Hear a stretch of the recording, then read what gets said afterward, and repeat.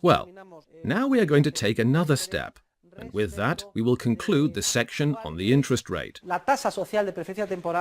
We are going to ask what social rates of time preference are directly observable in the market.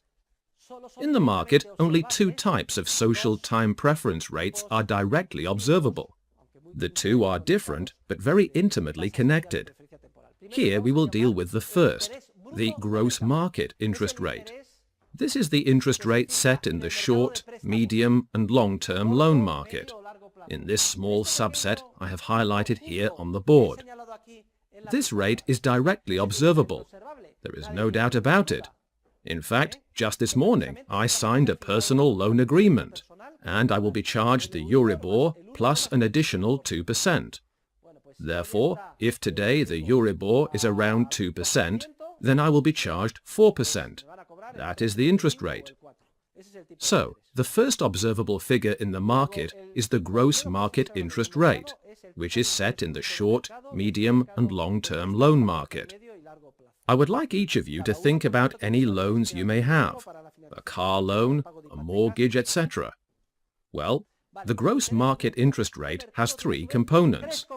The first is called the pure or originary rate of interest.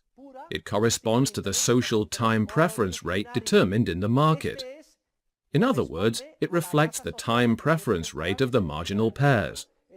Let us suppose it is around 2%. That is, there is a massive influx of people who wish to supply present goods and a massive influx of people who demand them, and the volumes of the two more or less match up at a premium of 2%. The handing over of 2 additional units 1 year from now is sufficient to permit all those who today wish to obtain present goods from savers to do so. Nevertheless, we must add 2 more components. The pure interest rate is only the first component of the gross interest rate, which we pay in loan operations. To the pure interest rate, we must add a risk premium. In other words, the lender estimates the probability that things will go wrong and the borrower will not return the loan, and, depending on that estimate, an additional percentage is added. The market determines such figures based on profiles of borrowers, investment projects, financing projects, in the case of consumer loans, etc. If we suppose that out of every 100 potential borrowers who request loans, 1 will run into hard times and be unable to repay a loan, then we must add a component to compensate for that risk, 1% for instance.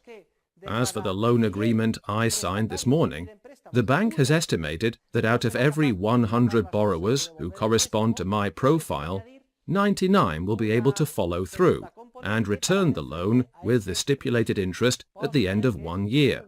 But 1 will not. Therefore, to make up for that 1, which it cannot identify, the bank adds an additional component for risk, and to the pure or originary time preference rate of 2%, we will suppose an additional 1% is added. That is the second component.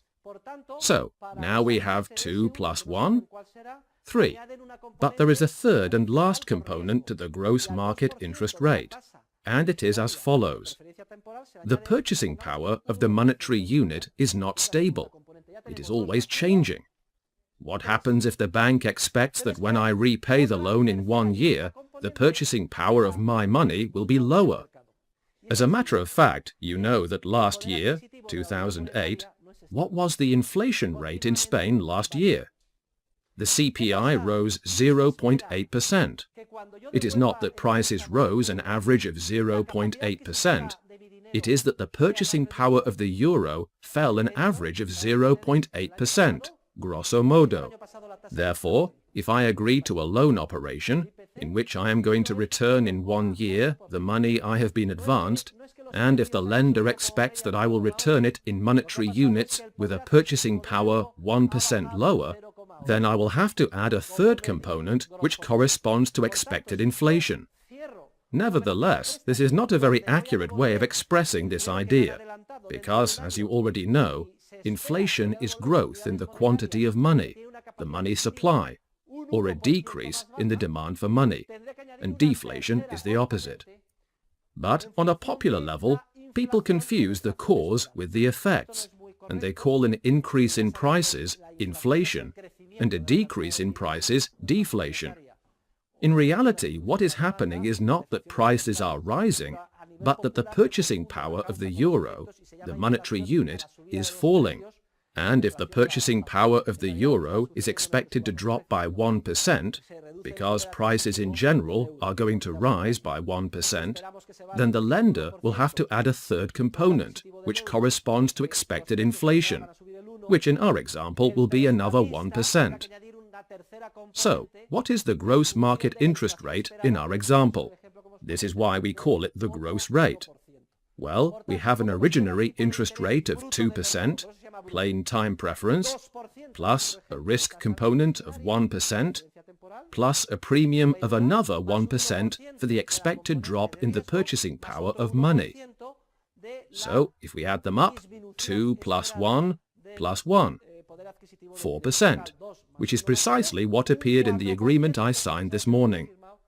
From now on, whenever you enter into a loan transaction, when you agree to the interest rate, pay close attention to the three components it includes. What would happen if, instead of inflation, there were deflation?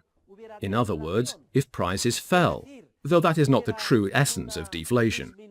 The true essence is a rise in the purchasing power of the monetary unit. If we suppose that in 1 year, when we have to return the loan, our monetary units will have a higher purchasing power, then this third component will be a premium for deflation and will be negative instead of positive. If we expect deflation of 0.5 point, then the premium will be negative. Why? Because we will be returning monetary units that can buy more things.